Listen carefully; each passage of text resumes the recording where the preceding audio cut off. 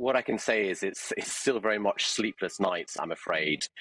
My building is clad. I found out about it 2 years ago. It's unsellable, and nothing has been done to really remediate any of that. The challenge, as far as I see it, is that whilst we've had strong and good words from the government and a little bit of progress, and that's not actually translated to action. It's not translated to action for people like me in terms of removing cladding on my flat. It's also not translated into action what the government's promised before. And I'll give you an example. The government said that there should be no buildings, no high-rise buildings with Grenfell-style cladding on, ever. And just today we had a media report that there were 30, 40 or 50 potentially around the country. This is 5 years after Grenfell.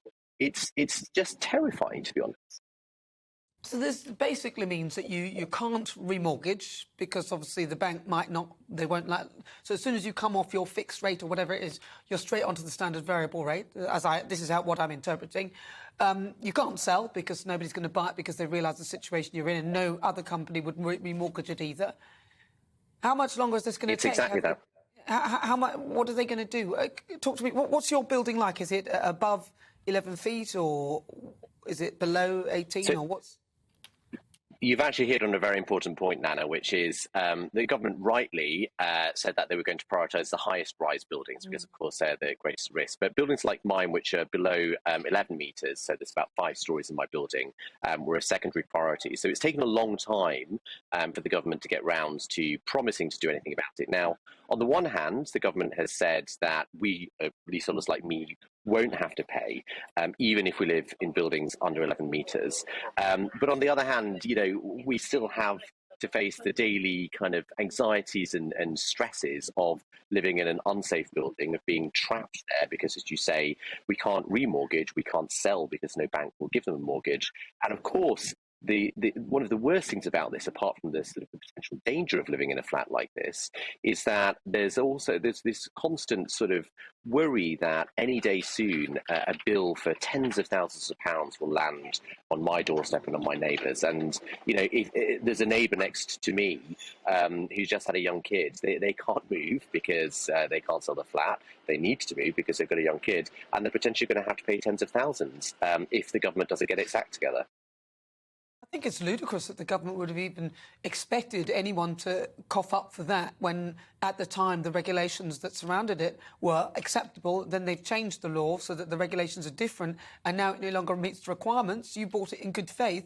I don't see why you should pay for that. Look, stay there. I want to have a quick chat with Stephen McPartland because I want to come back to him on that particular question, because I'm amazed that even the government even thought that would be a good idea. Stephen, at the moment, some people are still in these buildings, obviously, and they're unable to sell. Nothing has been done. Only a handful have had any sort of remediation and work done. What are these people expected to do? Some of them are going to have to pay for security and things like that. Is that going to be covered as well? So I think the difficulty is that I led the campaign with my colleague Royston Smith for 18 months, 2 years to support leaseholders. And we've got them over £10 billion of government support. We started off with next to nothing. To begin with, it was just cladding. We got them to extend it to internal and external fire safety defects. We also got a huge range of other measures. So, for example, we got the government to agree that even buildings under 11 metres, which were completely excluded, on the final day of the debate, we got them to agree that they'd agree to fix them on a case-by-case basis. There was lots and lots we did. We got them to put a limit on the amount that leaseholders would have to pay. So outside London, it'd be £10,000. And again, we pushed and said but that should exclude. Make sure that people don't have to pay that. They paid wake and watch costs that have come to £10,000 over the previous 5 to 10 years. So we've actually done a huge amount to try and support leaseholders all the way through. But as I said in the final day of the debate, this was the end of the rhetoric. This was the end of an 18-month, 2-year campaign. But what we need to do now is make our buildings safe. There's millions of people out there living in these buildings, and we have to very quickly get out there, identify which are the worst affected, and get them fixed as fast as possible. And, quite frankly, there's a lot of leaseholders living in buildings who are scared, who are concerned, and they're the people we tried to represent over those 2 years, because until they're told their building's safe, it's very clear that they're going to be very nervous about being in that building. Why is it taking so long?